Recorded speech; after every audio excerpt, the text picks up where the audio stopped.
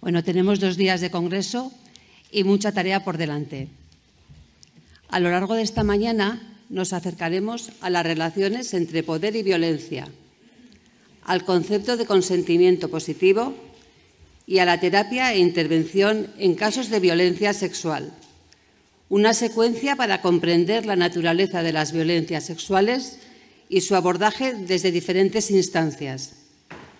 Para comenzar, Patricia Amigos Leache presentará su ponencia Desigualdad y violencia, una aproximación a la dimensión simbólica y relacional de la violencia sexual. Es una mirada teórica y analítica para comprender las violencias sexuales como derivadas de la desigualdad estructural y relacional del poder. Patricia es doctora en Psicología Social, profesora de la Universidad Pública de Navarra y directora de la Cátedra de Estudios de Género y Feministas. Sus líneas de investigación son el análisis feminista de las relaciones entre poder, género y violencia y los procesos de subjetivación neoliberales. Cuando quieras, Patricia.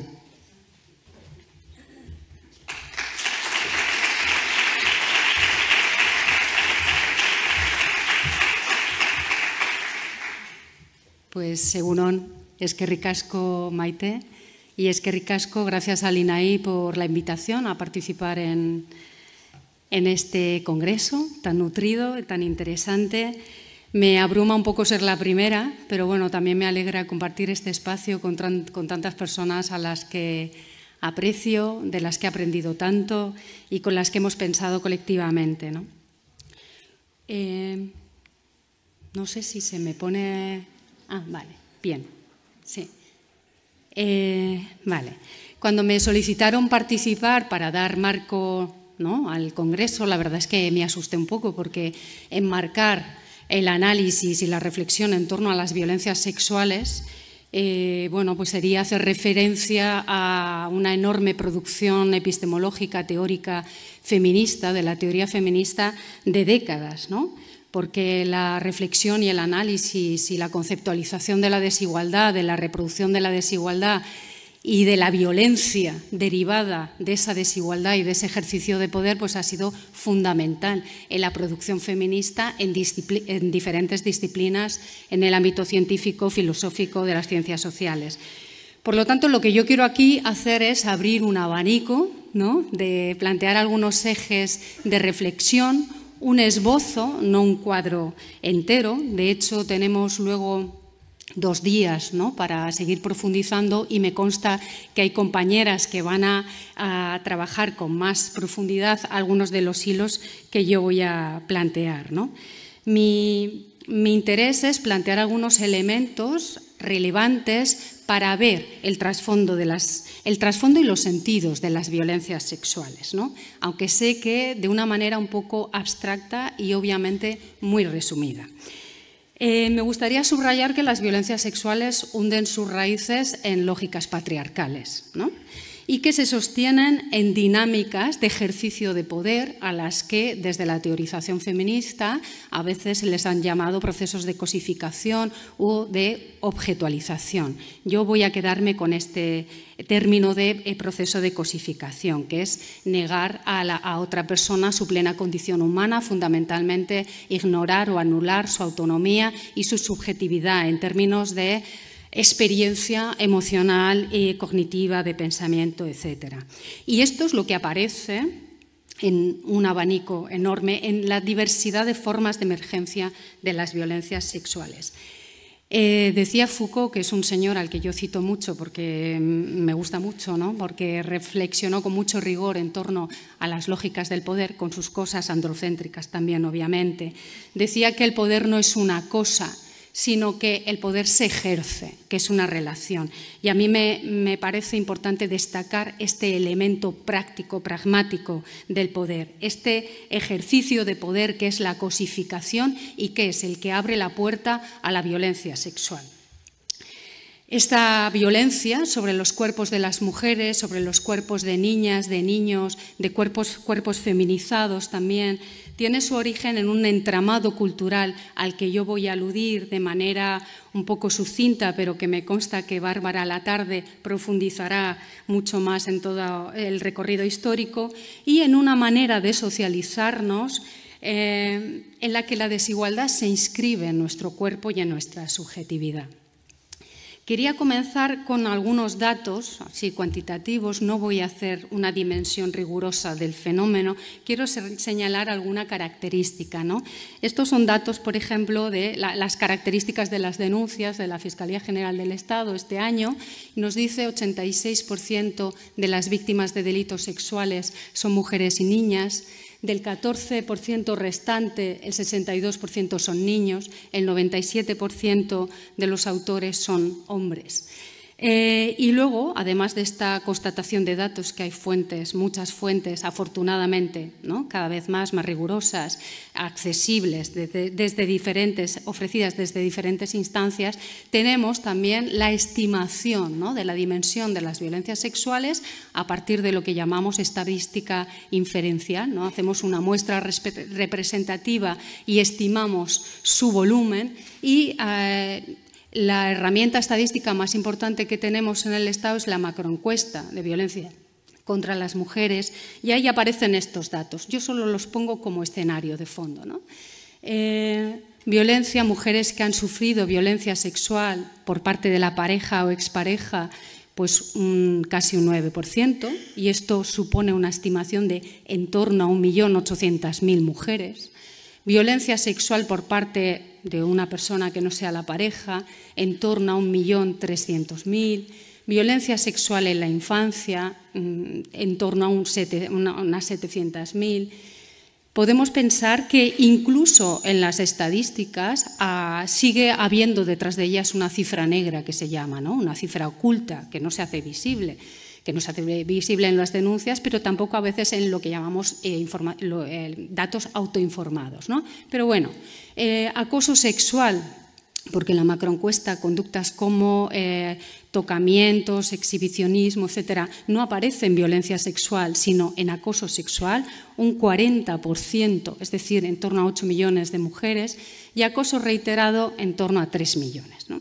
Bueno, además de la magnitud, lo que nos muestra este análisis o esta fotografía de las violencias sexuales es que es fundamentalmente una violencia masculina, una violencia que tiene relación con una manera de construir la masculinidad y de subordinar a las mujeres. Y esto de manera interseccional con otros ejes de desigualdad social y otros dispositivos de poder, en donde yo no tampoco me voy a meter, pero me consta que a lo largo del Congreso se van a mencionar y se va a reflexionar, ¿no? Porque no todas las mujeres sufrimos la violencia de las mismas maneras o en la misma proporción, ¿no? Por ejemplo, estar en situación de discapacidad aumenta proporcionalmente o aumenta la posibilidad de ser objeto de violencia, porque la lógica social te vulnerabiliza, ¿no?, en su funcionamiento. Por lo tanto, me parece que es obvio, pero bueno, siempre hay que recordarlo porque no siempre se hace, hay que abordar las violencias sexuales con perspectiva de género. Y por género, pues me refiero a esto que durante años la teoría feminista y los estudios de género han conceptualizado de maneras diversas, complejas, un sistema de organización social que a partir de una atribución de sentido a una diferencia anatómica organiza, ¿no?, ámbitos de lo social con un conjunto de elementos simbólicos y materiales, ¿no? El género, por tanto, no es una variable, entre otras, cuando analizamos la violencia sexual. No es una variable que podamos operacionalizar junto a otras que ponemos en el cuadro. El género, desde esta mirada y desde la mirada feminista, es una categoría de análisis y es un factor que va a estar condicionando el desarrollo, la aparición, las características de otras variables que efectivamente aparecen en la ecuación, ¿no? Por lo tanto, aunque tengamos que atender a la experiencia singular de los sujetos, sobre todo cuando hacemos intervención, pues tenemos que pensar que la violencia sexual no es una cuestión de individuos aislados, de individuos concretos, sino que se sostienen características generalizadas en nuestras sociedades, muy extendidas, que es una cultura de privilegios masculinos que define a las mujeres como subordinadas y que las define en diferente grado o que actúa esa definición. Me refiero, esto es un poco raro, pero quiero subrayar la parte práctica, ¿no? La parte que está impresa en nuestras interacciones sociales, en nuestros cuerpos y en nuestras disposiciones subjetivas. No siempre quien agrede, estoy hablando también en términos de violencia de género en la pareja, no siempre quien agrede piensa que la otra persona o sostiene creencias de que las mujeres son inferiores, pero las inferioriza y las agrede, ¿no? Si la perspectiva de género obviamente nos lleva a contextualizar, ¿no? Porque es situar en las lógicas sociales, tenemos que contextualizar y sobre esto yo voy a dar alguna pincelada, ¿no? Venimos de sociedades patriarcales en nuestro contexto occidental, sociedades patriarcales que han institucionalizado de maneras diferentes las relaciones de poder entre hombres y mujeres, de maneras diversas, como dice Nancy Fraser, que es una autora, una socióloga de ciencia política que a mí me gusta mucho. Nuestras sociedades patriarcales se han ido configurando en los últimos siglos en Occidente en esta intersección entre un sistema socioeconómico como es el capitalismo, el patriarcado y los procesos coloniales y el racismo, ¿no? De una manera concreta. Ya Gerda Lerner, en este libro que también es maravilloso, La creación del patriarcado, habla de que lo que caracteriza a la emergencia de estas sociedades patriarcales a lo largo de siglos es fundamentalmente la devaluación simbólica de lo femenino y de las mujeres y los procesos de cosificación parcial, dice ella, ¿no? Ella subraya la idea de lo parcial.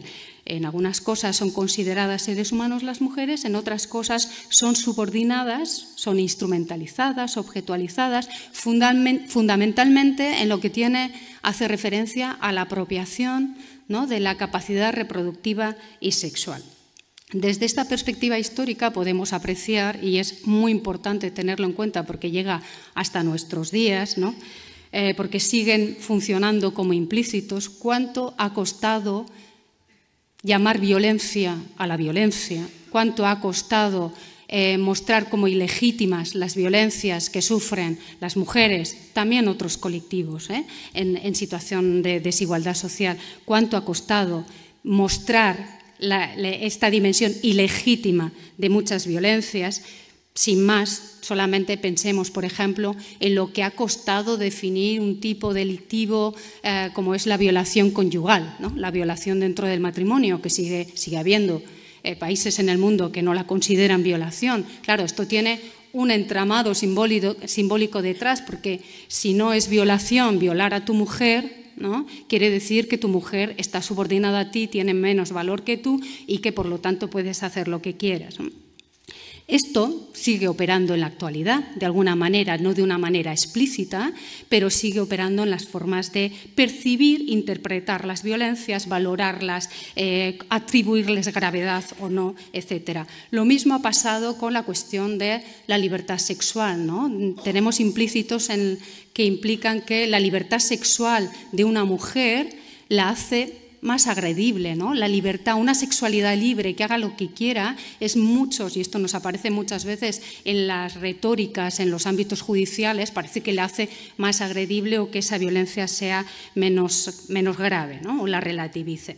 Por lo tanto, venimos de aquí, llevamos décadas de movimiento, de movilización feminista, de producción teórica, de producción analítica, venimos también de un movimiento global muy importante como ha sido el Me Too, que ha mostrado esta dimensión oculta de las violencias sexuales, ha otorgado legitimidad a la voz de las mujeres, ¿no? Para creernos, reconocernos y creer nuestras propias voces, y miramos con estupor casos como, por ejemplo, hoy en día de actualidad, ¿no? El de Nevenka Fernández, que no solo es agredida por un señor sino es agredida por toda una comunidad de la que tiene que escapar y salir, como muchas mujeres hoy en día tienen que seguir saliendo de sus casas, abandonando sus trabajos, cambiando su domicilio, etc.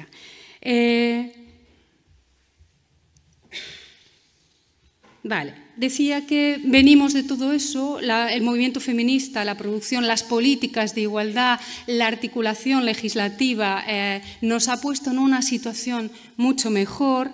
Hemos desplazado ciertos marcos de comprensión de las violencias contra las mujeres y de la violencia sexual, pero también nos encontramos en un momento complicado, un momento de contraste, ¿no? Lo comentábamos antes en el café, un momento en donde estos avances ante estos avances se está reaccionando, hay una respuesta de rearticulación patriarcal muy fuerte que cuestiona y que está haciendo explícitos discursos que hace, pues no sé, 20 años no aparecían, ¿no? en el discurso social. Y nos encontramos también retrocesos en la consecución de derechos, ¿no? Hace 2 años, creo, el Tribunal Supremo de los Estados Unidos quitó la garantía, no sé cómo se llama, la garantía federal al derecho al aborto, algo así, ¿no? O sea, vamos hacia atrás en algunas cuestiones y el tema del derecho al aborto, por ejemplo, de los derechos sexuales y reproductivos, es muy significativo. Y nos estamos encontrando reacciones a este avance, obviamente, el negacionismo de la violencia de género, de las violencias contra las mujeres, pero también nos encontramos en redes sociales, sobre todo, y en discursos de gente joven, discursos retradicionalizadores, ¿no? En función de las normas de género, y también nos podemos encontrar, en esto hay más debate y más disparidad de opiniones, con un recrudecimiento de ciertas violencias, por lo menos de aparición de nuevas violencias muy vinculadas al ámbito tecnológico y digital, y con una banalización o trivialización también de violencias sexuales. Y yo creo que aquí es evidente que el discurso pornográfico tiene relevancia si atendemos a cómo ha evolucionado o cómo ha llegado, ¿no? a estar copado por contenidos que lo que hacen es ritualizar el sometimiento, ¿no? y la violencia contra los cuerpos de las mujeres. Decía también, no sé, recrudecimiento, por ejemplo, estas violencias de las que hablamos también mucho hoy en día, como son violencias digitales, deepfakes, ¿no? que suponen un ejercicio de denigración de las chicas, de las mujeres, de las compañeras del instituto, a través de su sexualización. Tendría un sentido esta violencia, creo que hay que atender a los sentidos de la violencia, sentido de poner a las chicas en su sitio, ¿no? Y también otro elemento que podemos apreciar en el contexto actual y que es preocupante, bueno, aparte de muchos porque tenemos un contexto preocupante en la actualidad, pero es la expansión de las lógicas y de las políticas neoliberales que en sí mismas han recrudecido las formas de vida, han precarizado, sobre todo en otros lugares del mundo, han precarizado la vida, han reforzado procesos de cosificación en general, de menor empatía, ¿no? de mayor indiferencia al sufrimiento humano y que han expuesto a mucha violencia y a mucho sufrimiento a poblaciones enteras en otros contextos, ¿no? y que estarían reforzando este recrudecimiento, ¿no? de violencias. Por ejemplo, esto lo analiza muy bien una autora que a mí también me gusta mucho, que es Rita Segato, una antropóloga feminista que ha analizado con mucha profundidad lo que ella llama las estructuras elementales de la violencia, de la violencia sexual. Tiene trabajos a partir de la entrevista a agresores sexuales que están en las cárceles para entender el sentido de estas violencias que han ejercido, y tiene trabajos muy relevantes también sobre analizando el feminicidio, los casos de feminicidio sexual, por ejemplo, de Ciudad Juárez, ¿no? Ella lo que señala es que hay un contexto generalizado, ¿no? de empeoramiento de las condiciones de vida, que en ese empeoramiento las mujeres suelen llevar la peor parte y son expuestas a más violencia, ¿no? y a esto le llama pedagogías de la crueldad. También aquí en la pornografía podríamos profundizar el análisis, y lo vincula con procesos de cosificación generalizados, ¿no? Hablamos de cosificación y yo decía antes que es interesante pensar las violencias sexuales atendiendo a ese proceso relacional que les abre la puerta, ¿no? En términos prácticos, en la práctica, en el ejercicio. Y me parece que la noción de cosificación es interesante porque permite diseccionar las violencias, profundizar en la comprensión. Y además lo que permite fundamentalmente es relacionar lo que la teoría feminista siempre ha puesto sobre la mesa, que las violencias contra las mujeres, las violencias de género, las violencias sexuales, las violencias patriarcales, derivan de la jerarquización social, de la desigualdad de poder. No podemos psicologizarlas o desconectarlas de este contexto y de estas estructuras que las están generando y dando forma, ¿no? Muchas teóricas feministas han abordado los procesos de cosificación como preámbulo a la violencia sexual. A mí me gusta particularmente lo que plantea Martha Nussbaum, que es una filósofa feminista muy conocida, que ha desarrollado, ¿no?, mucha reflexión en torno a esta noción,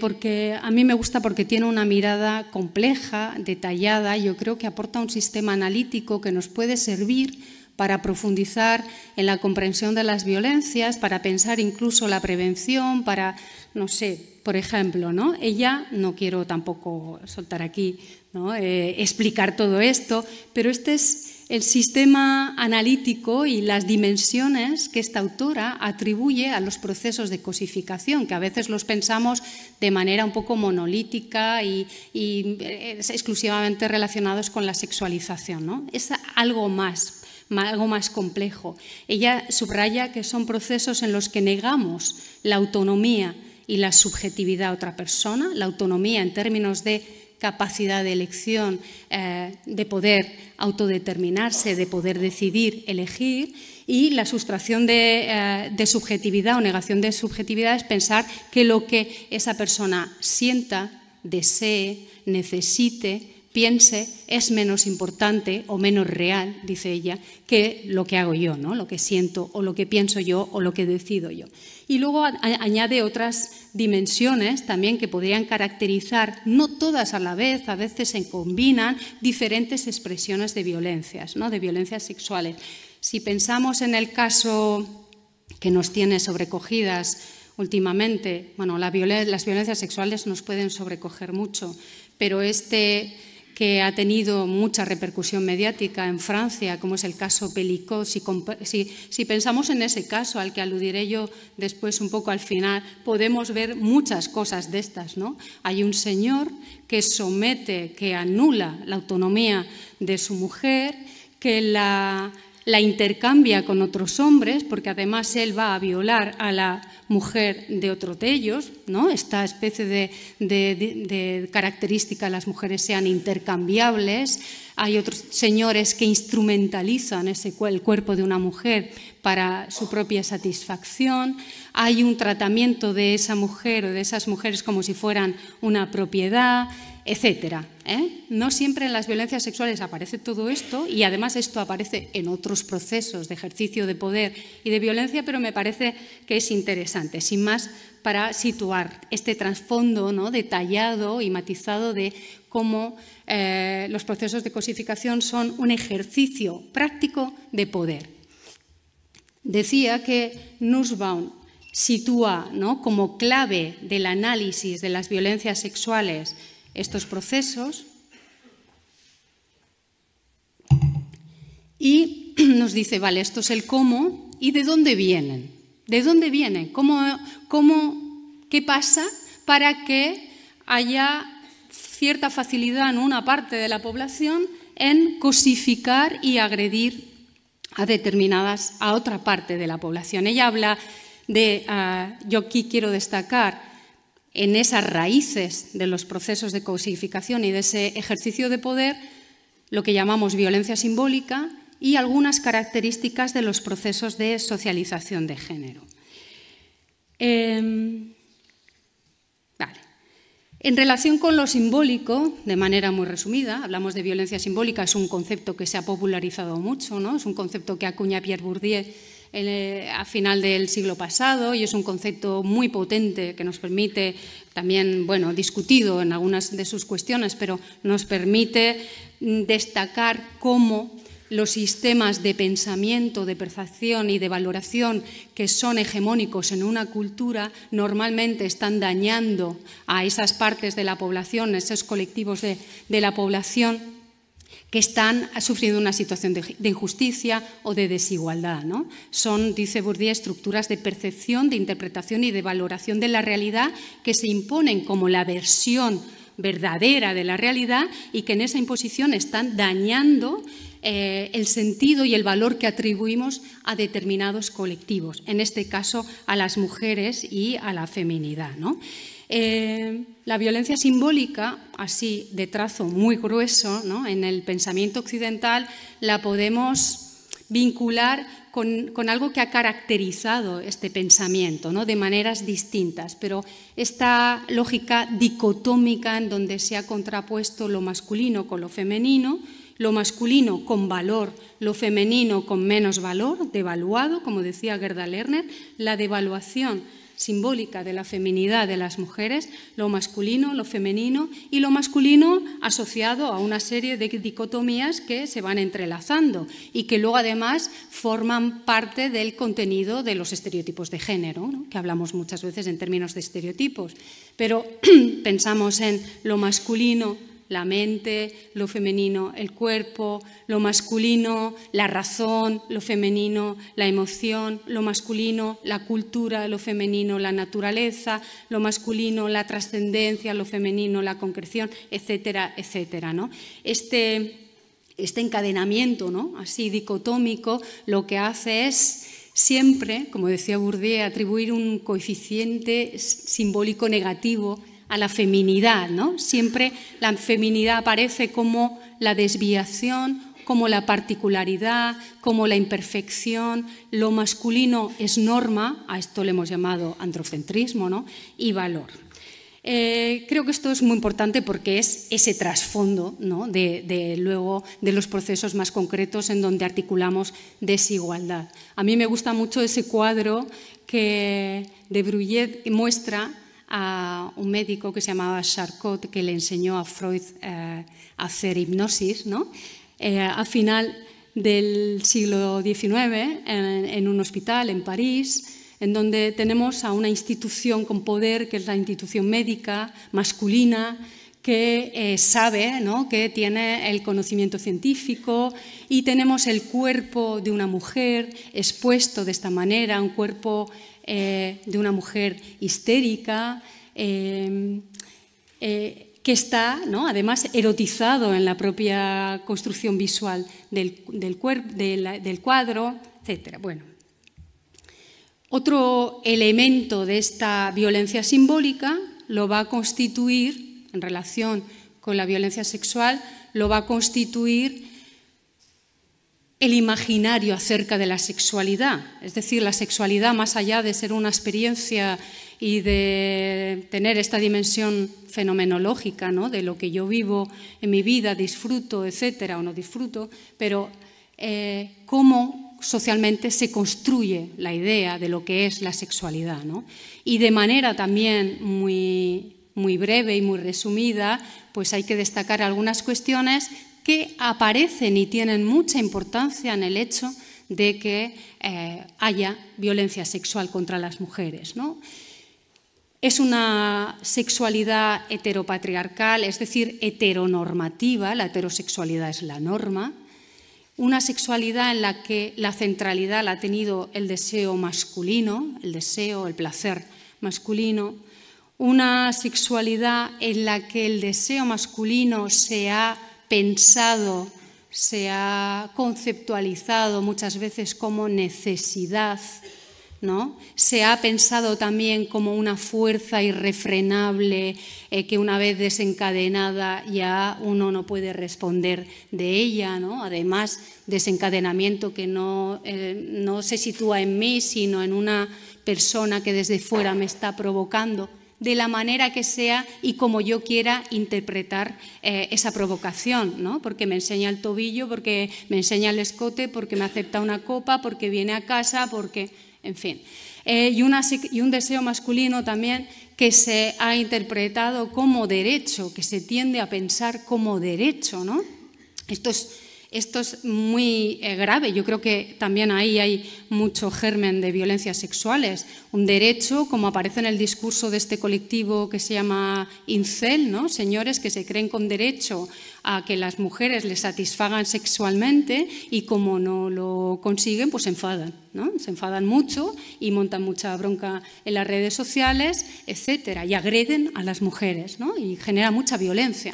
Pero derecho también, hace no mucho me decía un alumno, me hablaba de un compañero de su cuadrilla y me decía, claro, es que intenta emborrachar a las chicas porque como no liga mucho, porque no es muy agraciado, pues es que es su única manera de ligar, ¿no?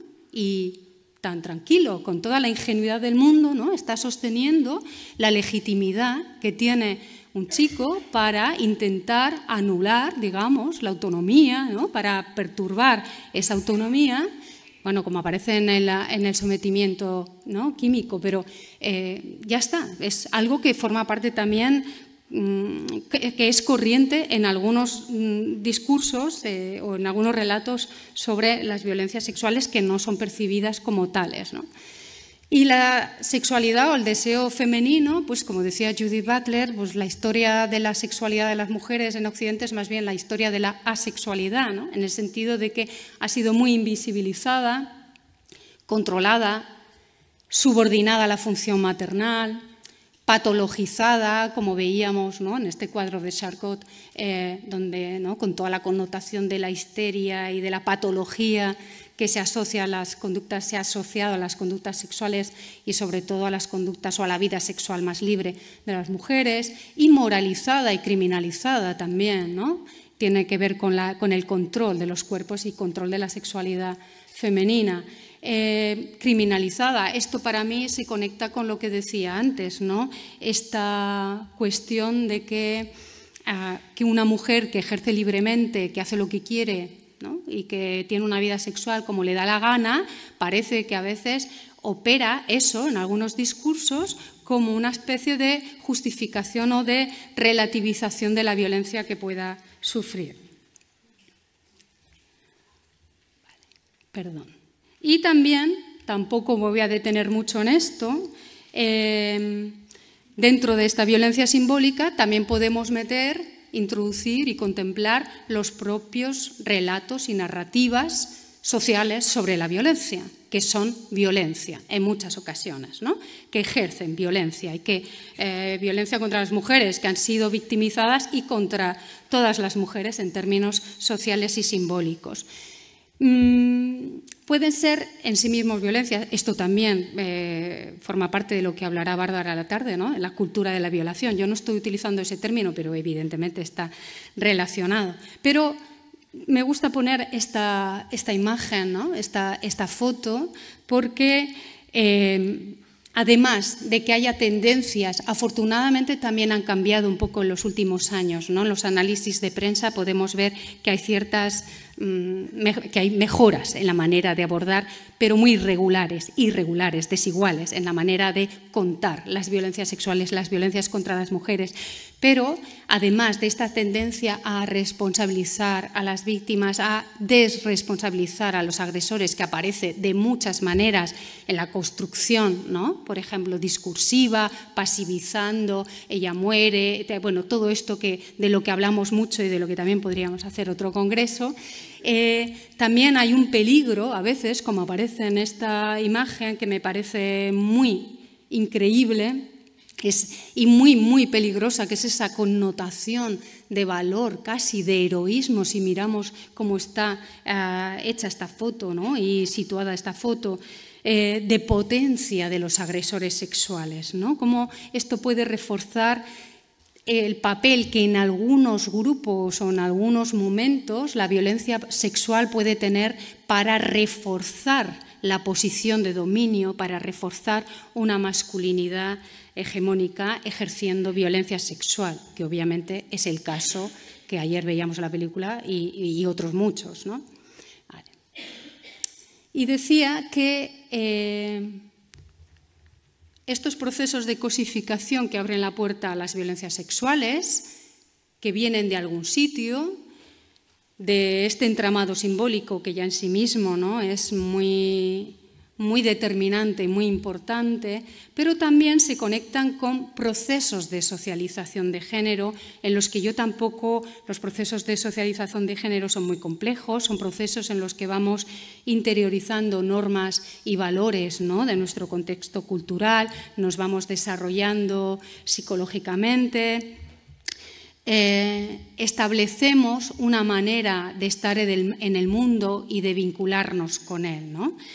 Y son procesos en donde gran parte de la producción de la psicología y del psicoanálisis feminista desde hace mucho tiempo, y creo que muchas veces muy olvidado y desdeñado, y me parece que hay obras de autoras absolutamente maravillosas para pensar esta práctica del poder, de las relaciones de desigualdad y de violencia, autoras que han destacado cómo estos procesos de socialización, en estos procesos se puede inscribir en lo psíquico, más allá de los estereotipos o de los roles, se puede inscribir la desigualdad y la estereotipia, ¿no?, nuestra manera de estar en el mundo, en esta construcción, ¿no?, de nuestra identidad. Y lo que nos dicen algunas autoras, como por ejemplo ya hace mucho tiempo Franca Basaglia, que era una psiquiatra, antipsiquiatra, ¿no?, de este movimiento de la antipsiquiatría, pero luego ha sido retomado por Marcela Lagarde y luego por el psicoanálisis relacional y feminista, pues los procesos de socialización, las prácticas de crianza tienden, ¿no?, a facilitar posiciones en la identidad masculina más autocentrada, más individualizada, con mayor autonomía, lo que ella llamaba seres para sí, que igual nos suena porque lo utilizamos mucho, ¿no? Seres más autocentrados, es decir, más autorreferentes y a veces excesivamente autorreferentes, ¿no? Yo con mi deseo, con mi necesidad, con mi criterio, con mi interpretación de las cosas. Y a facilitar posiciones en la identidad femenina más relacionales, ¿no?, que están en donde se refuerza más la conexión emocional, el cuidado, la atención a los otros, también la dependencia emocional, ¿no? Vemos que intensificando esas tendencias, bueno, pues las dos cosas son sanas psicológicamente, integrar, ¿no?, estas dos características, pero la socialización de género va, digamos, como especializando esto, diferenciando. En lo que han llamado lo que llamaba, como decía Franca Basaglia, seres para otros, o yo en relación, creo que lo decía Baker Miller, una psicoanalista, etc. Claro, esta tendencia a posicionarnos de una manera mucho más autocentrada o más conectada, ¿no?, en lo relacional y con mayor atención, ¿no?, a la construcción consensuada o negociada de los criterios de las interpretaciones de las situaciones, da lugar también a mucho malentendido y da lugar también a situaciones, digamos, grises y otras no tan grises de violencia, ¿no?, en donde, como nos aparecen muchas estadísticas que se hacen sobre la experiencia sexual, ¿no? Yo creo que la primera sí que fue más relevante fue en los años 90 en Estados Unidos, de un señor que no era nada feminista, Leumann creo que se llamaba, decía el 22% de las mujeres se han sentido forzadas en sus relaciones y sin embargo no nos aparecen hombres que digan que hayan forzado a mujeres en sus relaciones. Aquí hay una distorsión, ¿no?, en la percepción y bueno, mucho engaño también, pero vamos, hay una distorsión donde ellas se han sentido forzadas y donde ellos, pues en algunas ocasiones han hecho lo que querían sin pensar que tenían que atender a la emoción, a la opinión, al deseo, a negociar o a consensuar, ¿no? Vale. Si a esto le añadimos mandatos más específicos de masculinidad hegemónica que tienen que ver con la autoafirmación, ¿no?, en el sentido de que la masculinidad, como decía Segato, es ocupar un estatus social, ¿no? El estatus siempre es relacional. Si tú subes, yo bajo, por lo tanto me tengo que reafirmar y en esto estamos muchas dinámicas actualmente, ¿no?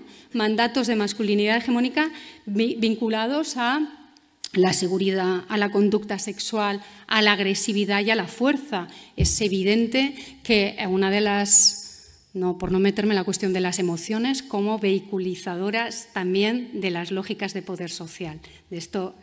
Pero es evidente que la agresividad se maneja de manera muy diferente en la crianza y en la socialización de género, ¿no? La agresividad, que es una disposición humana compartida, es muy reforzada en los niños y muy inhibida en las niñas, ¿no? Luego hay que hacer cursos de autodefensa, de empoderamiento para manejar agresividad que tenga que ver con poner límites, decir, etc.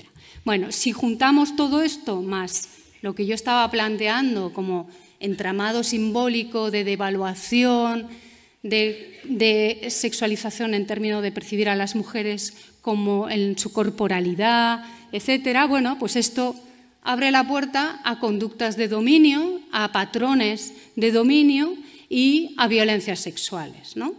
A violencias sexuales que nos aparecen en un continuo de violencias diversas y de gravedades distintas, en un continuo en donde nos podemos encontrar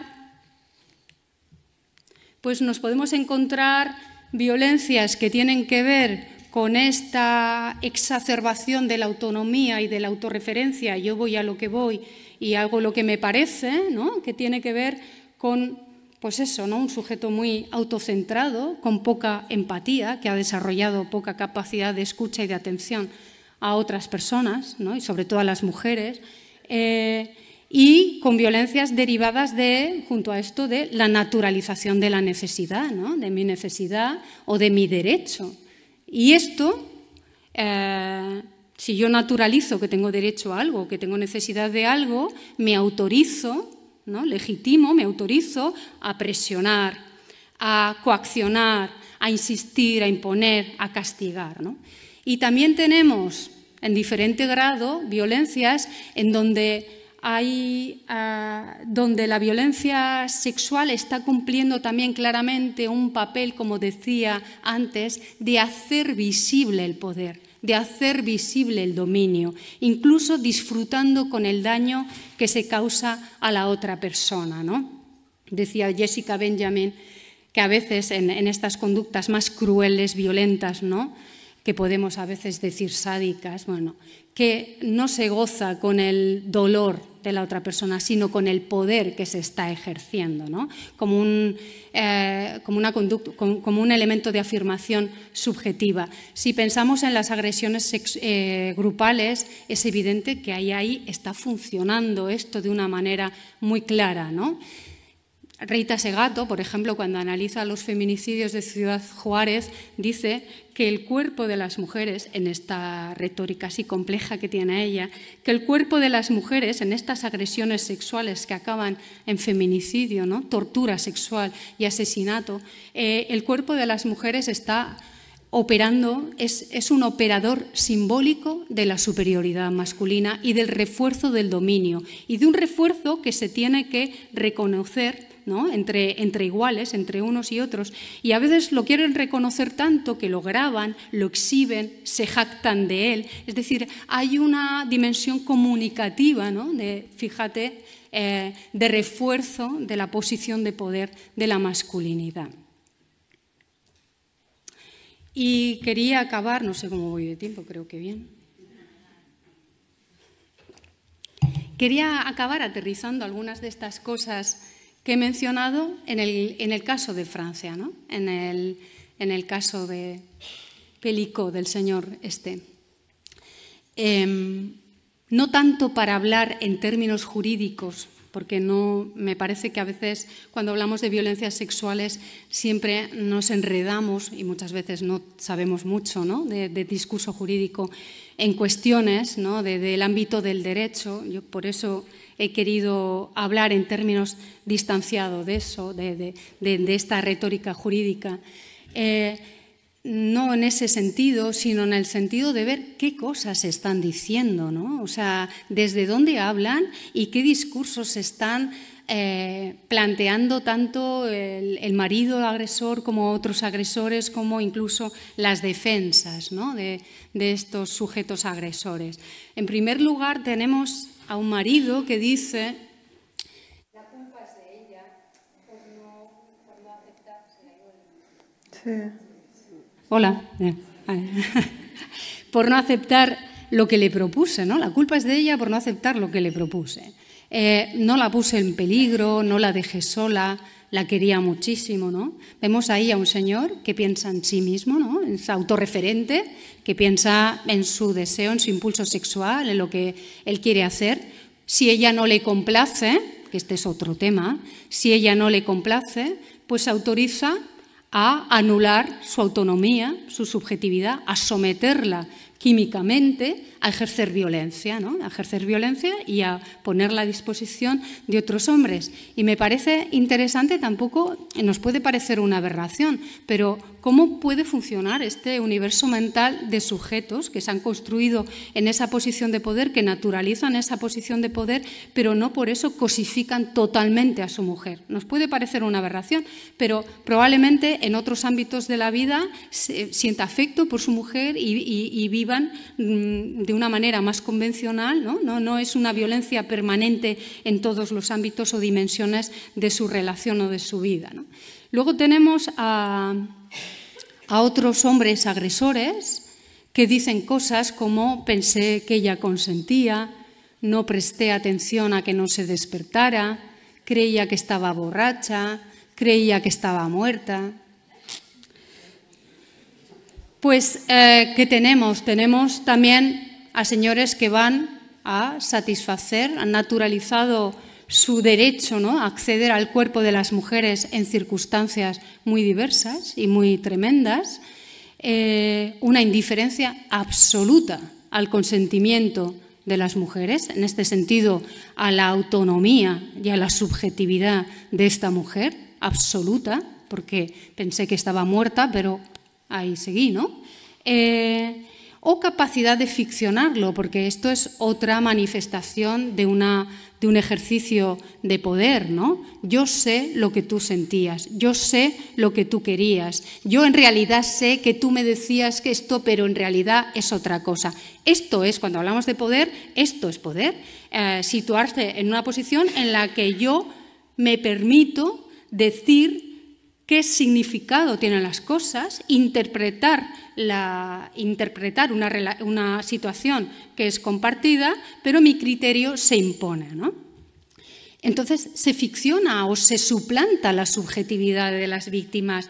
Ella quería, no, porque en realidad hizo esto, porque tal, o yo qué sé, como decía el voto particular, ¿no?, en el caso aquí de la manada, yo solo aprecio signos de placer y de jolgorio, ¿no? O sea, yo...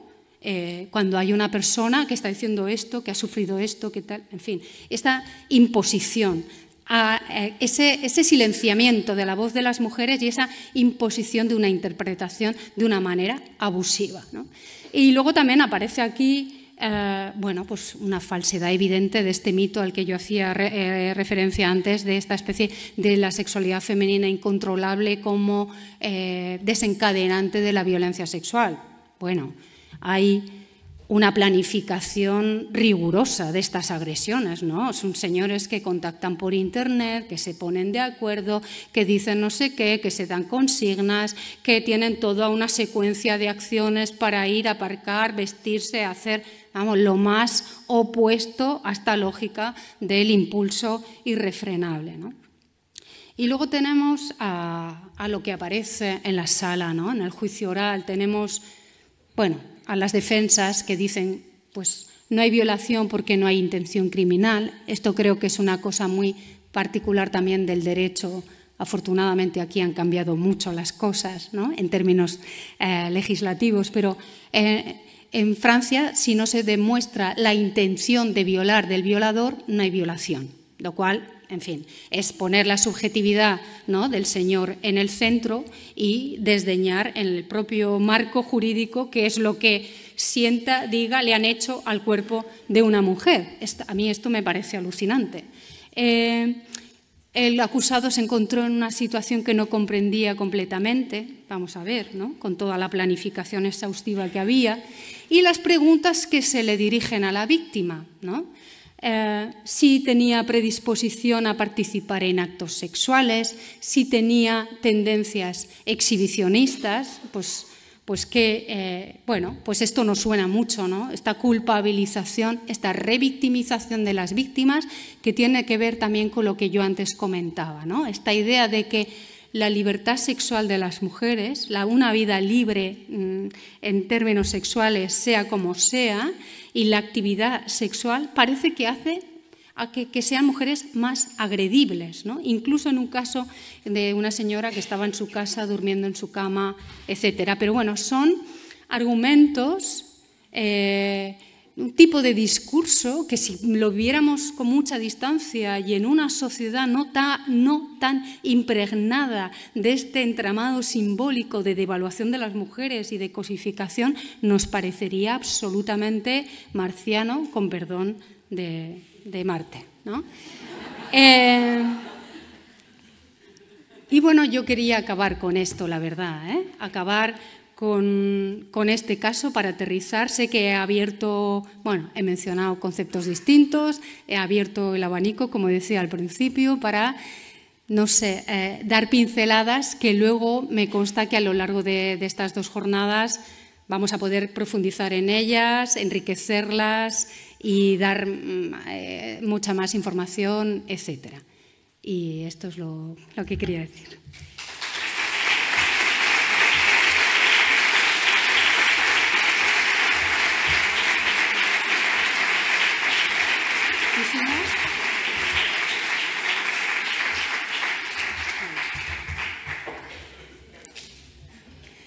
Bueno, pues me comentan que si alguien quiere hacer alguna pregunta antes de pasar a la siguiente ponente.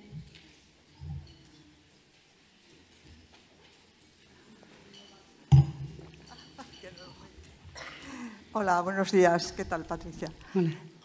Bueno, a mí me llamó mucho la atención cuando, tú ahora también lo has nombrado, cuando has dicho que han hecho al cuerpo de Giselle, o cuando se habla de violencia sexual o violencia machista, se habla, y en el caso de las mujeres se habla de cuerpos, pero no son solo cuerpos. Ahí hay un sentimiento, hay una autoconciencia, y eso, esa violencia que se ejerce también contra esa autoconciencia y ese ser humano. El hablar de cuerpos siempre me da la impresión de que volvemos a dejar de ser humanos para convertirnos en algo mercantilizable. No sé cómo lo ves tú.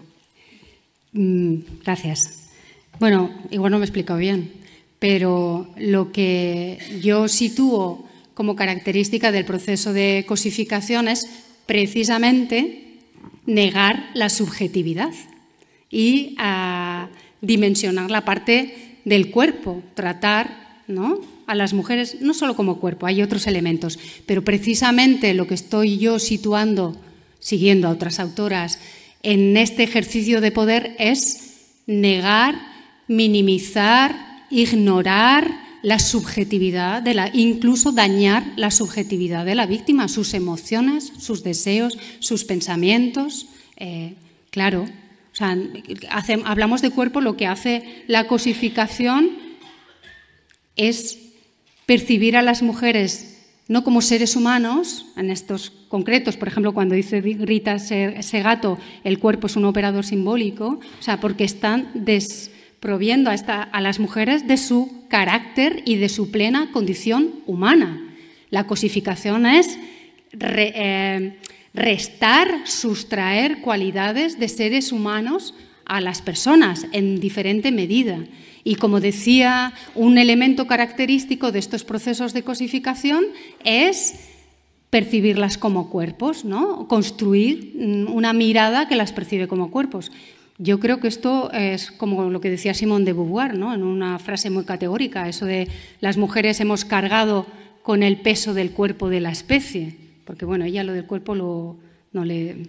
Pero bueno, claro, la subordinación de las mujeres ha pasado, en términos simbólicos, por atribuirles, digamos, destacar su dimensión corporal más que otras dimensiones, a diferencia de la construcción de la masculinidad, en la que pasa una cosa muy curiosa, ¿no? En la concepción, la construcción de la masculinidad tradicional está más vinculada a la trascendencia, a la mente, a la razón, excepto en la sexualidad, en donde hay un permiso justificado a través de esta retórica de la pulsión irrefrenable, etcétera. Bueno, no sé si te he contestado, pero lo que yo quiero decir precisamente con los procesos de cosificación es que se sustentan en negar la autonomía, la capacidad de decisión y de elección de una mujer y en vulnerar su subjetividad y dañar su subjetividad. Es decir, no atender, me da igual lo que estés sintiendo, lo que tú quieras, lo que en realidad pensabas, lo que... dañarla para provocarte dolor, ¿no? Y así reafirmar mi posición. Eso es lo que yo quería decir. Sí.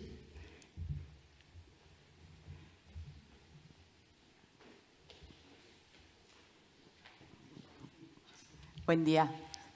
Hay una cosa que me ha pasado al escucharte, Patricia, que no me había pasado nunca, y de golpe tuve un viaje a mis cátedras de Derechos Humanos en la Universidad de Buenos Aires y a lo que nos ha costado, digamos, hacer visible la violencia sexual durante, bueno, el proceso de represión, ¿no? Y en ese sentido, claro, la estructura que se daba, ¿no?, que costó tanto visibilizar de la tortura, ¿no?, cómo utilizaba la violencia sexual sobre las mujeres, habría todo un cuestionamiento acerca de qué hacer cuando se nos presentaban los torturadores en la consulta. Y he pensado ahora, cuando veo estos casos tan fuertes, ¿no?, se me abre una interrogación, porque claro, una cosa es la ESMA y otra cosa es la vida social tan extendida. Entonces, lo había tenido como compartimentos separados, aunque fuera parte de la misma estructura social, pero ahora encuentro el continuum, ¿no?, que parece una obviedad, pero de golpe dije, podría estar hablando de cualquier torturador y de aquellos casos que nos ponían hipotéticos, ¿no?, de qué abordaje era posible o si era posible un abordaje frente al aplastamiento subjetivo y a la negación, ¿no?, de la humanidad de una víctima. Entonces, no sé si más, comparto contigo esto que no me había pasado nunca por lo complejo luego de pensar el día a día en nuestras relaciones, ¿no? Claro, sí. En la tortura, en los casos de tortura política, claro, las mujeres que son torturadas también como mujeres, en el sentido de que sobre ellas también se cierne y se aplica parte de este tratamiento más normalizado en la lógica patriarcal de cómo tratar el cuerpo de las mujeres, a las mujeres como cuerpo, sexualizándolas y haciéndoles daño a través de la violencia sexual. Claro, yo sí que creo que hay continuos que hay que saber matizar muy bien y que hay que distinguir en términos de elementos analíticos, pero que está claro lo que tú dices, estoy totalmente de acuerdo, sí. Gracias, Vanina.